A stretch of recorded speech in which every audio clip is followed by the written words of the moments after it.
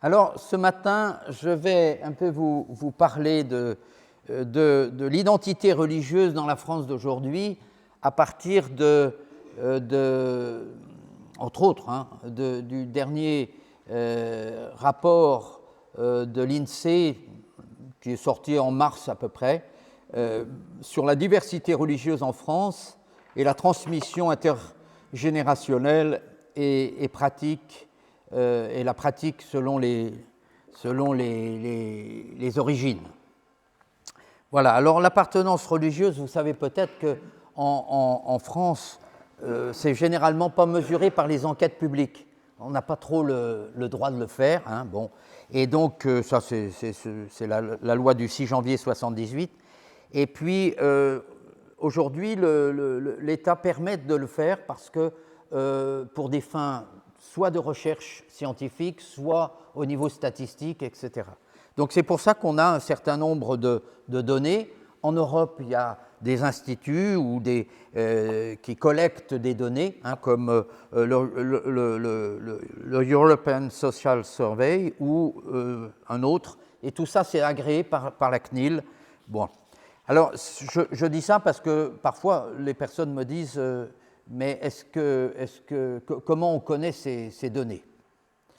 Voilà, donc l'appartenance, si vous voulez, religieuse, c'est d'abord, on va voir une cartographie très rapide, hein, en 2022-2023, c'est très récent, hein, et un bilan sur la population française, c'est bien d'avoir quelques chiffres de se donner, et puis un bilan sur l'évolution religieuse de la population immigrée et descendants d'immigrés. C'est intéressant de voir comment évolue ce genre de choses.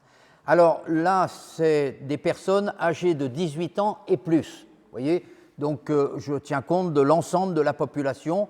Et d'après un site qui s'appelle Statista, qui donne des données, des chiffres, des statistiques, eh bien, on s'aperçoit que vous allez avoir à peu près 50% de Français qui se déclarent chrétiens, hein, dont 47% de catholiques, 3% au niveau des autres confessions chrétiennes, 4% de musulmans, mais en fait, dans ce chiffre, c'est sous-estimé parce qu'il y en a 9% qui veulent rien dire. Parce que la CNIL demande, la CNIL, c'est le Conseil pour la surveillance, si vous voulez, de la liberté individuelle, demande aux gens, est-ce que vous êtes musulman? Ils peuvent très bien répondre non ou ils ne veulent pas répondre. Voilà. Donc c'est pour ça qu'on a une certaine incertitude. Et simplement 33% sont liés à aucune religion. Ce qu'il faut savoir, c'est qu'à peu près 70% des personnes sont liées au christianisme et ont plus de 50 ans, et 50% des personnes liées à l'islam ont moins de 50 ans. Voilà, ça donne un peu la cartographie très rapide de la situation. Alors, si je regarde donc un peu plus ce document de l'INSEE, il faut bien voir que ça a été fait entre 18 et 59 ans.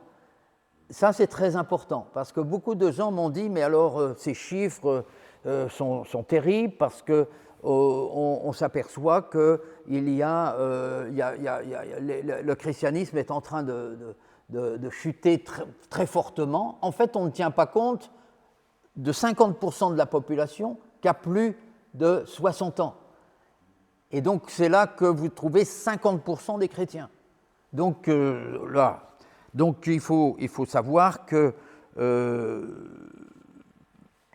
39% d'après l'INSEE pour les 18-59 ans sont chrétiens, 29% de catholiques, 9% d'autres chrétiens, mais comme je vous le disais, ça a été fait, on n'a pas tenu compte des 50% de chrétiens qui ont plus de 50 ans, 60 ans. Voilà, donc là vous avez la population française, 10% de musulmans, 51% de nonnes. Nonnes, c'est ceux qui ne sont plus affiliés à aucune religion. Voilà, ils sont un peu sécularisés, c'est plutôt humanisme.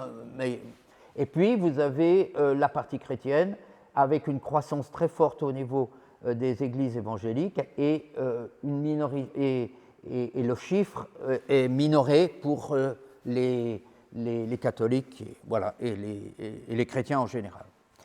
Voilà, alors le bilan sur l'évolution religieuse de la population immigrée et descendants d'immigrés, vous savez que la part des immigrés ça a énormément augmenté ces dernières dizaines d'années, d'un facteur de 2, alors que le facteur français classique c'est 1,6. Et donc on est passé de 6,5% en 1968 à aujourd'hui 10,3%, et le flux moyen est de à peu près 200 à 350 000 par an. Donc ce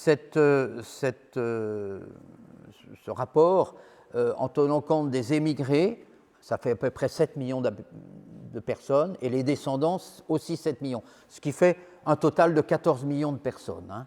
Eh bien, si on fait l'enquête de l'INSEE, on suit l'enquête de l'INSEE, on s'aperçoit que 51% se réfèrent à une culture musulmane et 36% à une culture chrétienne. Là, je parle de ceux qui viennent de l'étranger. Voilà. Donc, vous avez parmi ces émigrés des gens qui sont chrétiens, enfin, qui se disent chrétiens, hein, on est dans la référence sociologique, et des personnes qui se disent musulmans. Ce n'est pas trop étonnant parce que la croissance est très forte, par exemple, venant d'Afrique subsaharienne, entre autres. Alors, si on regarde aussi Statista, on s'aperçoit sur cette courbe que d'après l'Institut américain du Pew Research Center, qui est un institut qui fait des études sur les religions dans le monde, eh bien, une projection faite en 2020, ils ont montré que les courbes, vous voyez, au niveau des chrétiens diminuent et la courbe des non affiliés à une religion augmente. Alors, c'est bien évidemment, et puis au niveau musulman, vous voyez, on est un petit peu dans cette zone-là. C'est une évaluation qui a été faite en l'an 2000, mais ça dépend bien sûr de la façon dont l'émigration se fait.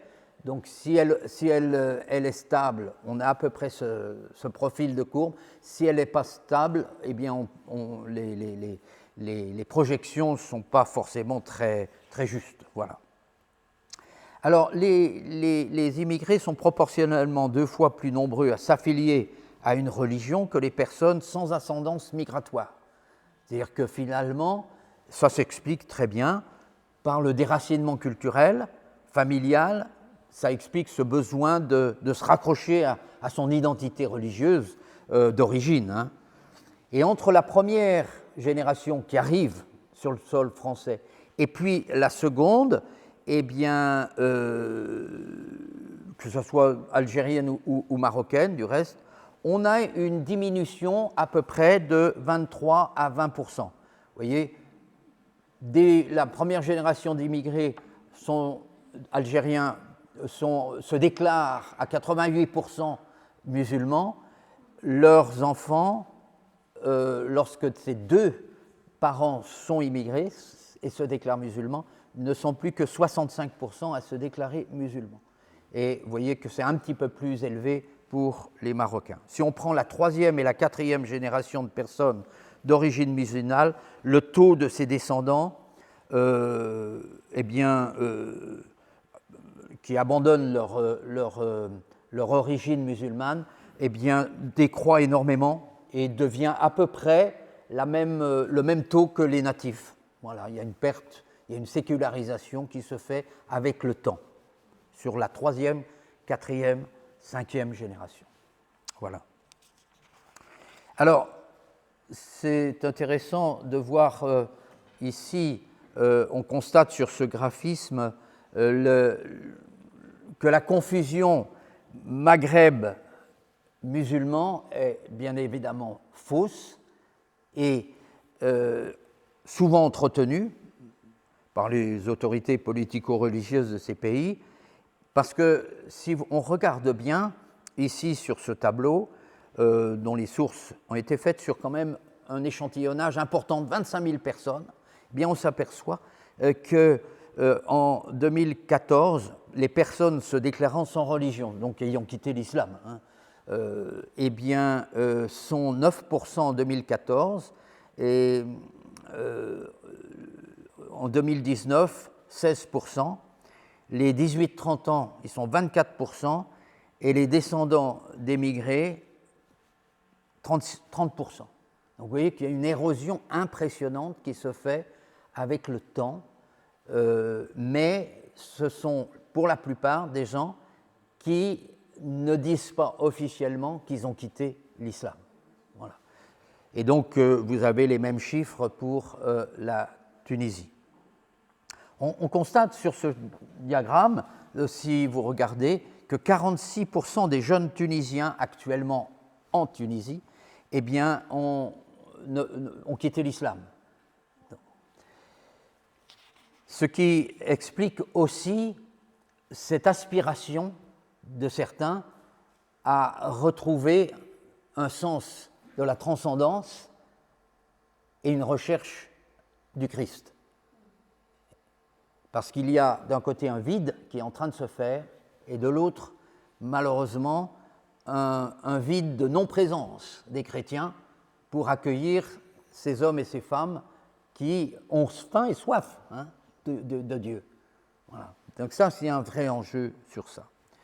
Si, sur ce graphisme-là, on constate sans surprise que l'affiliation des descendants d'immigrés en France, dont les parents viennent de pays musulmans, se déclare encore musulmans avec une progressive sécularisation qui atteint pour le Maghreb à peu près 25 à 30%. Donc vous voyez que là aussi, il y a une sécularisation qui est en train de se faire. J'ai mis à titre de comparaison également ici les descendants d'outre-mer, qui eux se réfèrent à la religion chrétienne, pour comprendre eh bien, effectivement qu'est-ce qui se produit pour les descendants d'immigrés et l'influence d'une culture dans laquelle ils sont immergés. Sur ce tableau, on voit l'évolution de trois facteurs. Le choix de la religion comme dimension de l'identité. On veut parler aujourd'hui de l'identité, selon l'affiliation religieuse. Alors, ça a été fait en 2008-2009 par l'INSEE, par l'Institut, et en 2019-2020. Donc, on peut comparer les deux situations. Alors, ce qu'on constate, c'est que la croissance des personnes actives, parce que là, ça a été fait entre 18 et 49 ans. Donc, vous voyez, la fourchette est plus étroite. La population est plus étroite. C'est une population qui travaille. Hein. Eh bien, on passe de 45% de ces gens à 53% aujourd'hui. Donc, il y a une croissance, finalement, de la non-affiliation à une religion. Une augmentation de la sécularisation, on pourra dire. Si on regarde les chrétiens, on constate une diminution de l'affiliation chrétienne en 10 ans, puisqu'on passe de 46% ici à 34%. Et ce qui est intéressant dans ces résultats, c'est qu'on constate une augmentation du pourcentage de la religion chrétienne comme dimension de l'identité. C'est-à-dire qu'elle devient beaucoup plus importante chez les chrétiens qui sont affiliés au christianisme. Ils le déclarent comme le fait d'être chrétien comme un pôle important de leur identité. Vous voyez, on passe de 18% à 22%. Ce qui veut dire quoi? Ce qui veut dire que les nouvelles générations, quand elles disent qu'elles sont chrétiens, elles s'affirment beaucoup plus comme chrétiens. Alors qu'avant, c'était beaucoup plus un vernis, voire simplement un bain culturel, on va dire. Chez les musulmans, ça c'est aussi dû à l'émergence très forte des églises évangéliques. Ici, je n'ai pas le temps de vous donner les chiffres, mais l'étude a été faite sur les catholiques et sur les autres églises. C'est intéressant. Cette différence vient du fait que je crois qu'on affirme moins chez les catholiques la dimension religieuse et plus celle humanitaire et sociale. Vous voyez, chez les évangéliques, la dimension d'appartenance en tant que chrétien est importante, alors que pour les catholiques, on affirmera beaucoup plus sa dimension humaniste, sociale et moins sa dimension catholique en sens.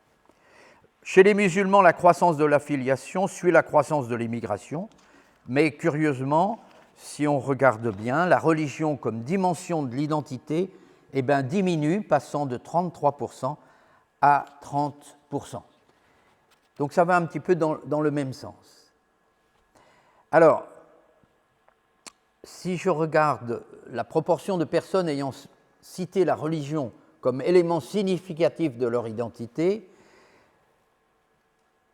la lecture de ça, c'est quoi? C'est 34% des musulmans qui sont âgés de 24 à 30 ans, en 2008-2009, ont cité la religion musulmane comme dimension de leur identité. Et si on regarde 11 ans plus tard, la même fourchette d'âge, en 2019-2020, ils ont vieilli, ils ont vieilli de 11 ans, et ils sont compris entre 35 et 44 ans, ils sont 28% seulement à le faire. Donc vous voyez qu'il y a une perte très forte, 34%, 28%.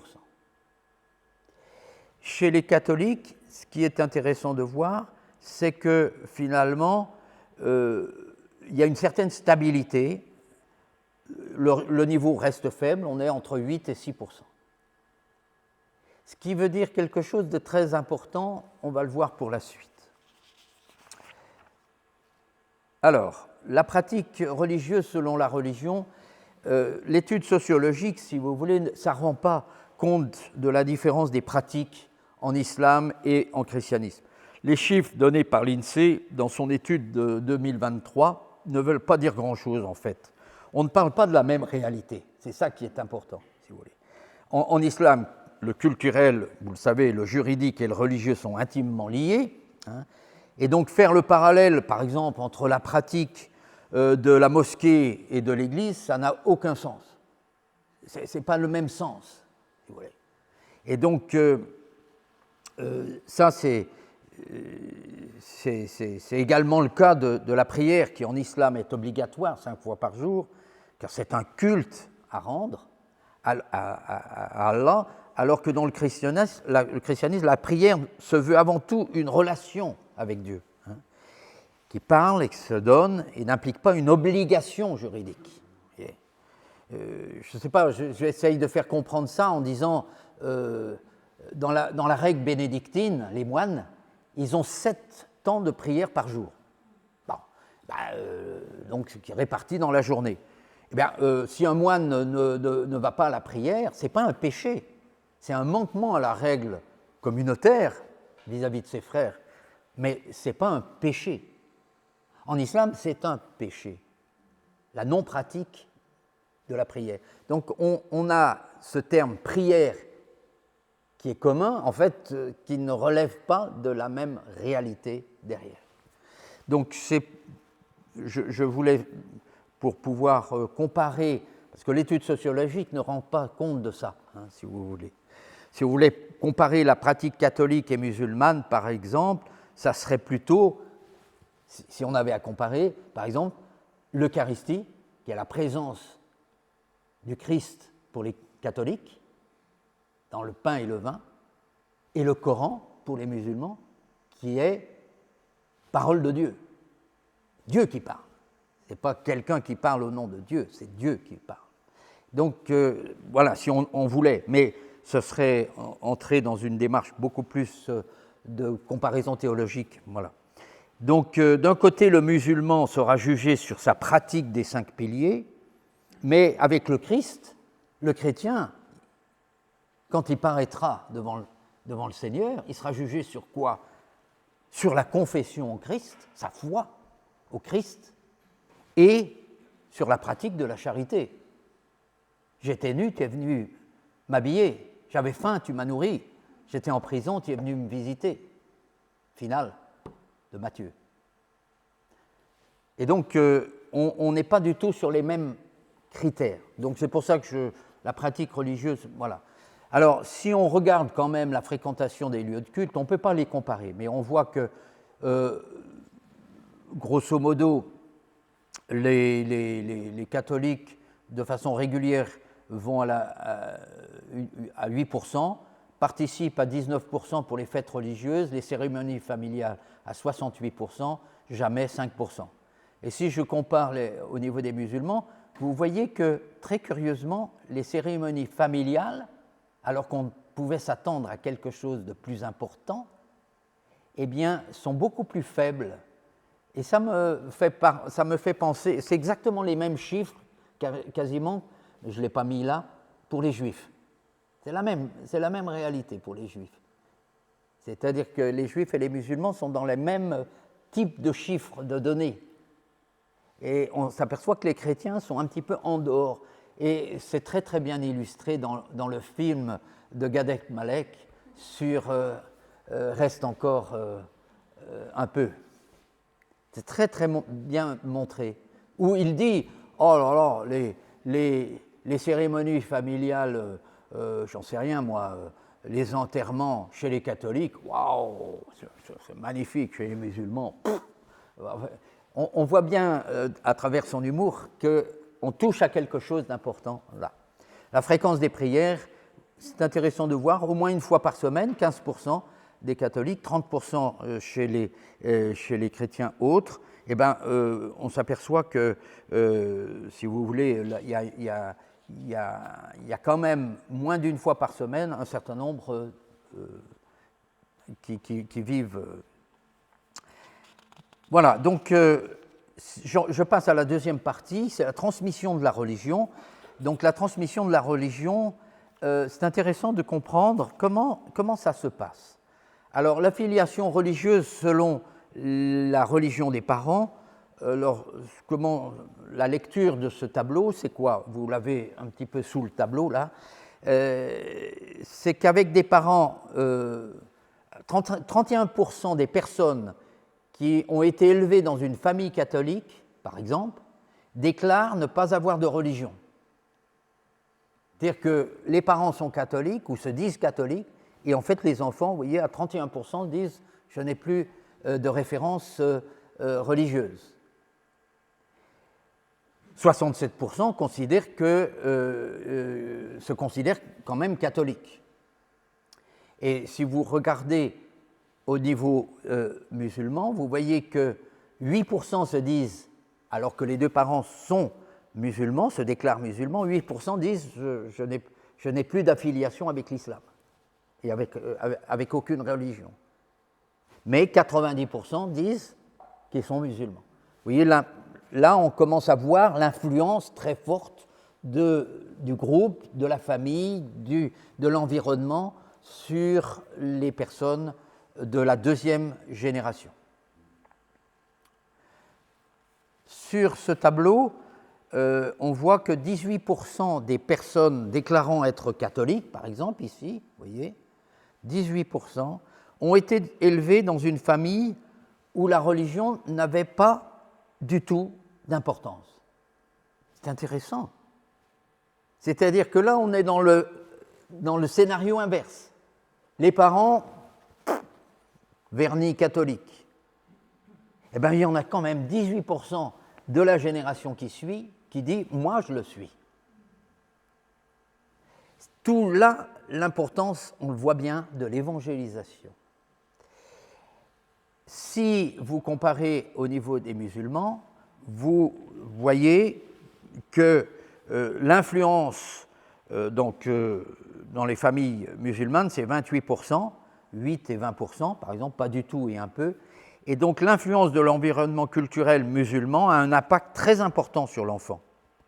Une fois à l'âge adulte, 72%, c'est-à-dire 30% et 42%, ce qu'il y a ici, vous voyez, eh bien, reconnaissent qu'ils ont grandi dans une famille où l'islam avait beaucoup ou assez d'importance.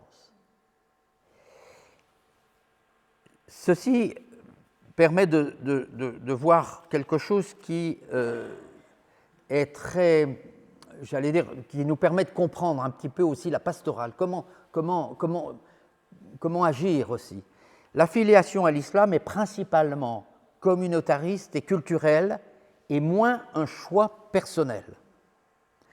C'est en partie lié au système politico-religieux de l'islam et on s'aperçoit que c'est complètement l'inverse avec le Christ. On peut résumer ça par le fait qu'on ne devient pas chrétien de père en fils ou par sa naissance. Je suis né en France, donc je suis chrétien. Alors que beaucoup de musulmans affirment qu'ils sont musulmans, même s'ils ne le sont pas, mais parce que mon père était algérien. Ou mon père était nigérien, ou etc. On est par affiliation. Je résumerai ça en disant que Dieu n'a pas de petits-enfants avec le Christ. Dieu n'a que des enfants. Et donc, ce qui n'est pas le cas de l'islam, hein, vous savez qu'on est musulman à la naissance. Ce qui veut dire que le choix d'appartenir à l'islam est lié à sa naissance et au groupe. Et on ne naît pas chrétien, on le devient en fait. Et donc, on le devient à chaque génération. Et donc, chaque génération est impliquée dans une rencontre avec le Christ. Sinon, on voit qu'il y a une décroissance qui se fait, une sécularisation, qui est à peu près la même partout, vous voyez, en islam, dans toutes les religions en fait. Mais avec le Christ, il y a comme une invitation à rencontrer à chaque génération le Seigneur, et les chiffres que je vous ai donnés ici le traduisent, le montrent très bien. Ce qui veut dire quoi? Ce qui veut dire que l'évangélisation, l'annonce de l'évangile à tout homme, que ce soit des chrétiens ou des musulmans, est indispensable. Et donc, je dirais, on ne peut pas enfermer, si vous voulez, les gens dans des religions dans lesquelles, en fait, finalement, ils n'y sont pas. Voilà. Alors, en conclusion, remarque d'abord générale, la sociologie ne peut pas rendre compte en totalité du fait religieux. Ce n'est pas possible. Ce n'est pas possible. L'observation des questions religieuses est souvent faite à partir de lunettes européennes. Comme souvent l'analyse de l'islam par les chrétiens est faite à partir de leur culture chrétienne. Et donc ça fausse tout. Ça, c'est la remarque générale, si je puis dire, qu'il faudrait développer, mais je ne veux pas ici le faire. Alors, les enjeux pour le converti chrétien, APM, le converti d'arrière-plan musulman. Quels sont les enjeux? À partir de ces chiffres que j'ai essayé de résumer au maximum. Dans le monde musulman, vous le savez, la famille, la culture, l'éducation, la communauté, l'identité sociale, la nourriture, l'habillement, bref, tout a été islamisé. Tout. Même la science. L'identité personnelle et culturelle sont intimement liées. Ce lien, il est renforcé par l'influence communautaire sur l'enfant musulman qui est élevé dans un mode plutôt fusionnel, voyez, qu'un mode d'altérité, séparé. L'altérité, c'est tu es unique. Je suis ton père, mais tu n'es pas un double de moi-même. Tu as ta vie. Tu es unique. Tu as tes choix. C'est ça l'altérité. Le fusionnel, c'est j'ai besoin que tu restes mon fils. Je reprends encore le film de Galette Malek, c'est très bien montré dans le monde musulman, dans le monde juif, où la mujer, pas musulmane, mais juive, eh bien, a une force de fusion sur ses enfants, très, très importante. Donc, l'expression du type « deviens toi-même », ou fais tes choix, sont beaucoup plus difficiles dans la sphère musulmane que dans la sphère chrétienne. Ça ne veut pas dire que dans la sphère chrétienne, ça n'existe pas. Hein. Si un membre de la communauté, de la famille musulmane, par exemple, quitte l'islam ou devient chrétien, le lien fusionnel a pour conséquence de faire naître un sentiment de trahison, de reniement des siens, reniement de sa culture, de son histoire, car l'enfant, dans le monde musulman, n'est pas né pour découvrir son identité, qui il est, unique, nous sommes tous uniques, mais se conformer aux règlements et au groupe. Il naît musulman, point, c'est tout. Le fait qu'un membre d'une famille musulmane devienne chrétienne peut susciter, bien évidemment, une souffrance pour les parents. C'est normal. Dans le monde chrétien, il peut y avoir aussi une souffrance pour des enfants qui passent à l'islam, c'est évident. Mais le christianisme nous apprend que l'amour de la personne l'emporte sur l'appartenance à un groupe. Tu as plus de prix que ce à quoi tu crois. C'est la notion de la personne qui est prépondérante dans le christianisme par rapport à l'islam. Et ça a des conséquences énormes.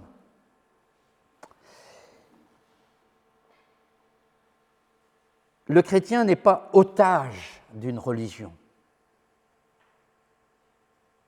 Il ne naît pas chrétien, il est libre de choisir le Christ ou pas.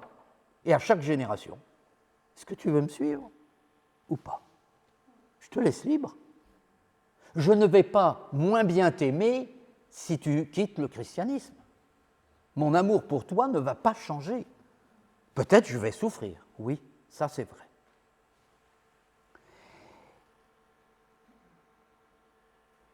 Les chiffres que nous avons vus montrent bien qu'il n'y a pas de lien entre appartenir à une famille chrétienne et choisir de le devenir. Il n'y a pas de lien. Vous pouvez être né dans une famille chrétienne et on voit que les enfants, la descendance, ne suit pas forcément. Mais l'inverse est aussi vrai. Vous êtes dans une famille où il n'y a pas beaucoup de références chrétiennes, un vernis, et vous en avez presque 20% qui disent je le deviens, je le suis, je l'affirme. Ce qui veut dire quoi? Ce qui veut dire qu'il y a une rupture, dans un sens ou dans un autre, au sein des familles chrétiennes. Ce qui n'est pas le cas dans les familles musulmanes. L'influence culturelle existe, bien entendu, chez les chrétiens, mais beaucoup moins prégnant, beaucoup moins fort qu'en islam. Alors, si je regarde enfin les enjeux pour le converti ACE, je l'ai appelé comme ça, c'est une façon de mettre en parallèle le chrétien européen. Le chrétien européen, en choisissant le Christ, le converti entre dans une nouvelle identité, ce que va nous parler Salah, mais avec le poids d'une identité culturelle moins forte.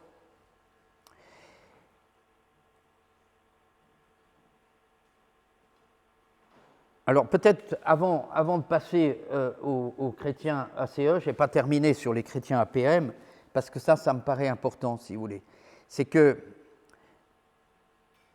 il pourrait, je pense, et on va le faire dans la table ronde, en témoigner, mais quand on rencontre le Christ, le poids de l'identité culturelle est islamisé. Il est là, il est présent. Et il doit être aidé, ce chrétien, qui découvre le Christ de 1000 façons, il doit être aidé à faire un travail de coupure. Couper. La coupure, c'est quoi? C'est l'altérité. C'est ce que fait le Père lorsqu'il sépare la lumière des ténèbres, le ciel de la terre, le père, il sépare, non pas pour diviser, mais pour faire grandir, faire quitter l'enfant de sa mère, quelque part, pour qu'il devienne lui-même. Eh bien, c'est un vrai travail de coupure à tout niveau et qui permet du coup à ce chrétien APM d'enraciner sa propre identité, sa propre personnalité. Une fois unifié par le Saint-Esprit, par le Christ, et en lui-même, et intégré à son nouvel environnement, qui soit spirituel et culturel, alors il pourra de façon apaisée puiser dans la richesse culturelle de ses origines. Il pourra revenir pour puiser dans tout ce qui a fait son histoire, ses souvenirs, son parfum, quelque part, culturel. Et ça, c'est important. Mais s'il n'a pas de coupure avant, il n'y arrivera jamais. Et donc,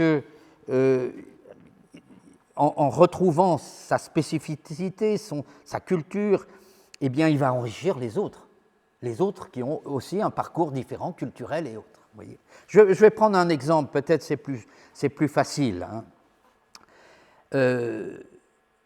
C'est comme si le chrétien APM, en France, il portait sur son dos un sac lourd rempli de cailloux. C'est lourd. C'est lourd. Pour avancer, ben, il doit déposer son sac.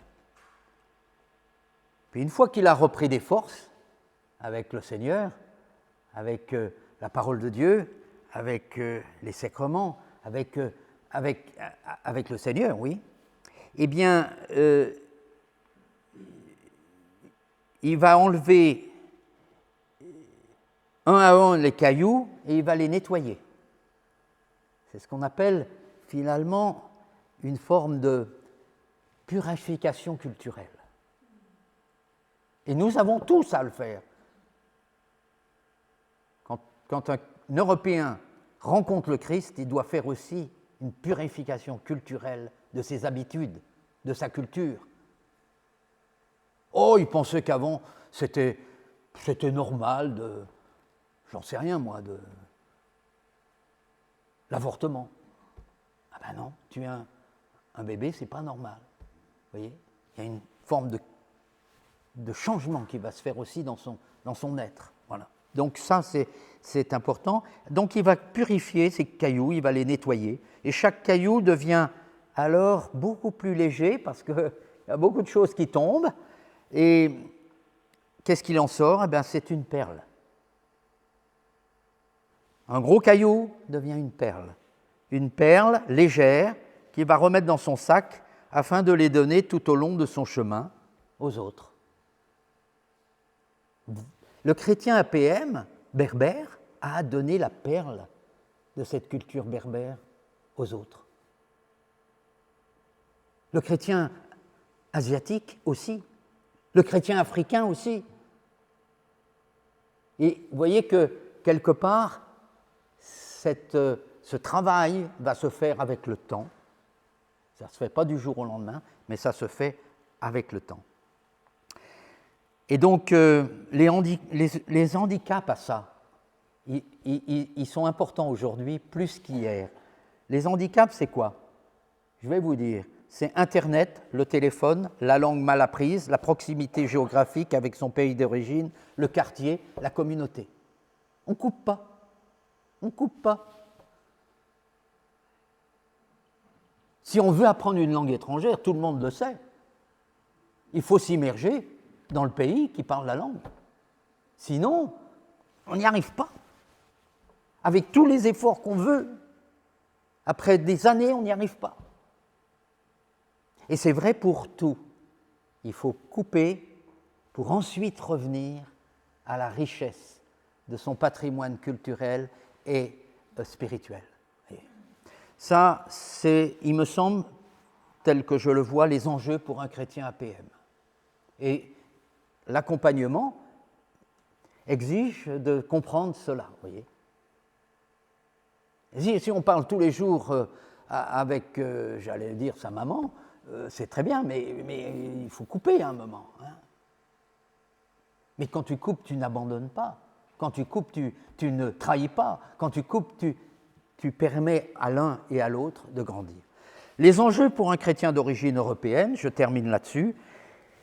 Les données qu'on a vues, pas toutes, mais montrent quand la culture est porteuse, ce qu'on appelle les racines chrétiennes de l'Europe, vous voyez, eh bien, la conversion au Christ est moins visible, moins tranchée. Ça, on le voit bien. Pour nous, c'est extraordinaire de voir des musulmans ou des juifs qui rencontrent le Christ. C'est boum, c'est quand même toujours un peu boum. Le catho, ouais, bon, moi ça a été un peu boum aussi, mais enfin, si vous voulez, l'effusion de l'esprit, effectivement, ça m'a bouleversé, ça m'a changé. Mais j'ai replongé dans ma culture, finalement, que j'abandonnais. Je redécouvrais la richesse de mon patrimoine spirituel et culturel. C'était pas traumatique, comme cela peut l'être pour un chrétien APM. Donc, la conversion au Christ est moins visible, moins tranchée, moins en rupture, même si notre nouvelle identité en Christ nous invite à faire des choix, parfois des ruptures avec un mode de vie désordonné. Ah, je me rappelle cet ami dans laquelle on était en classe en même temps dans une école d'ingénieurs, et lui, c'était le bringueur de la promotion. Il sortait avec toutes les filles, jusqu'au moment où le Seigneur l'a rejoint, parce que je lui avais partagé ma conversion, on travaillait ensemble, et il m'a dit « Oh, ton bon Dieu, là, je vais aller à une réunion, là où tu as été, tu vas voir, je vais te démonter ça en 5 minutes. » Et puis, il y est allé, voilà, et puis là, il est ressorti avec moi dans la réunion et il m'a dit « c'est que des conneries, ton truc ». Le problème, c'est que le virus, il l'avait attrapé, il ne savait pas, c'était pas le Covid, mais c'était Jésus-Christ, et dans la nuit, ça lui est tombé dessus. Il s'est mis à pleurer dans la nuit. Le lendemain matin, j'ai vu sa tête complètement changée. Je lui ai dit « qu'est-ce qui s'est passé ?» Il m'a raconté ça. Et depuis, il est toujours attaché au Christ. Vous voyez, la conversion existe, mais moins, je dirais moins forte, parce que la culture est porteuse encore.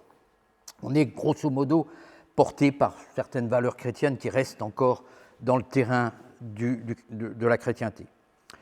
Alors, ce n'est plus le cas dans une société où la culture chrétienne se dilue, où la chrétienté disparaît. Et donc, je crois que sans une rencontre personnelle avec le Christ, le christianisme se dilue et s'effiloche, on le voit très bien, mais le chrétien converti d'arrière-plan chrétien, si on peut dire, d'arrière-plan européen chrétien, il doit apprendre à enlever ses lunettes culturelles pour mieux voir son frère converti chrétien d'arrière-plan musulman. Et je suis frappé, les missionnaires d'autrefois, ils s'immergeaient dans la langue, dans la culture des pays vers lesquels ils allaient. Ils partageaient l'évangile et ils traduisaient même cet évangile en langue de la tribu. C'est ce qu'a fait Charles de Foucault avec les Touaregs. Eh bien, devenir minoritaire aujourd'hui, c'est une chance pour s'ouvrir à l'universel, et l'évangélisation des baptisés est une priorité, car on l'a bien vu avec les chiffres, ce n'est pas seulement la filiation avec une famille chrétienne qui fait le chrétien, c'est une affirmation personnelle renouvelée à chaque génération.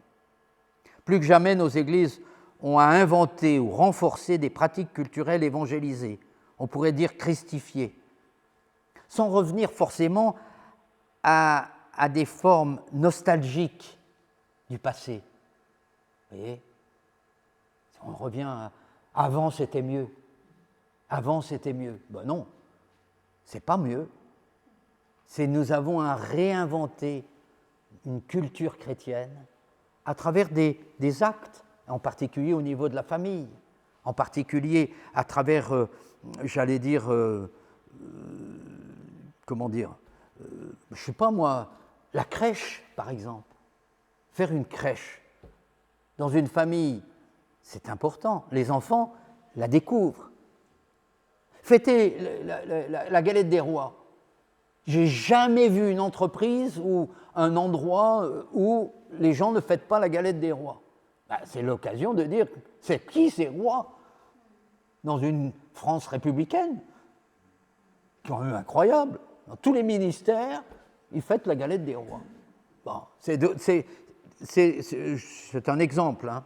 Mais par exemple, la marche pour Jésus. On a assisté à cette marche pour Jésus. Ben, pour les catholiques, c'est la marche du Saint-Sacrement. Il faut la retrouver. Voyez.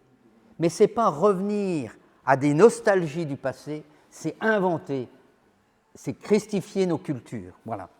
Donc, il me semble, dans un effondrement européen de la chrétienté, on le voit bien avec la croissance des non-affiliés, et bien aussi l'orthopraxie, c'est-à-dire la pratique chrétienne dans la famille, elle doit être renforcée. Très important. On le voit très bien avec les églises domestiques dans les pays où les chrétiens sont persécutés. L'Église tient par cela. Voilà. Pour illustrer, je prendrai et je terminerai là-dessus sur l'image suivante, le chrétien européen était porté par un vaste et large cours d'eau qu'il faisait avancer. L'Église, la culture majoritaire, l'institution, tout ça, ça le portait. Puis l'eau est devenue moins porteuse. Ouf. Alors, plus agitée. Alors le chrétien européen, il commence à se débattre.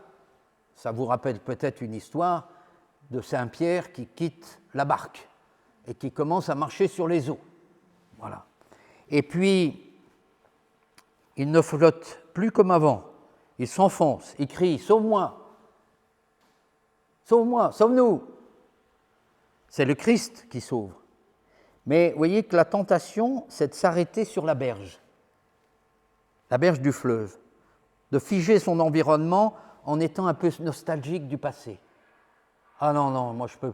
Le fleuve, il est trop... je ne comprends plus rien. Alors, je me retranche, je m'arrête. Je suis sur la berge, dans un environnement reposant, qui ne me dérange pas trop. Voyez. Et donc, on fige son environnement, on est nostalgique du passé, de sa culture. Voilà. Le Christ, au contraire, nous invite à remonter avec lui dans la barque. Ce qui se passe avec Saint-Pierre. Saint-Pierre l'a quitté, il s'est enfoncé, et il remonte. Et il remonte avec qui? Avec le Christ.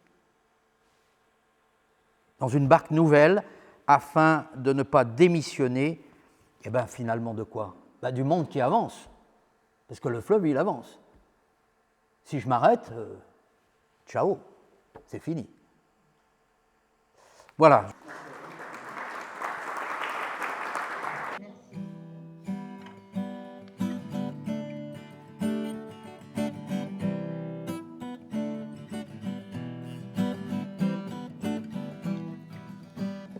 À toi, nos cœurs, nos vies, Christ notre roi, Christ notre roi.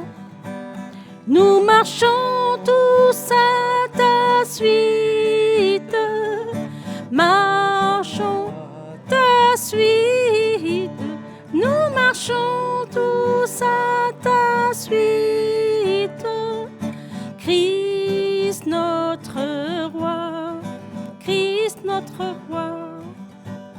إليك قلبي وحياتي يسوع ملكي يسوع ملكي إليك قلبي وحياتي يسوع ملكي يسوع ملكي إنني أمشي وراك أمشي وراك إنني أمشي وراك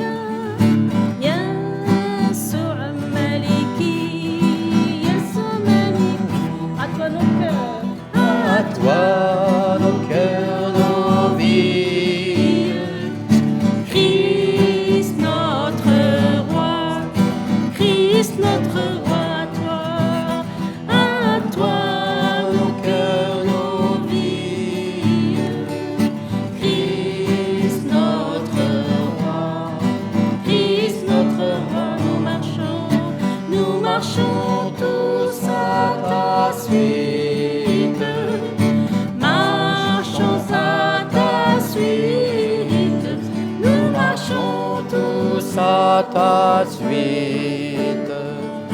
Christ notre roi, Christ notre roi.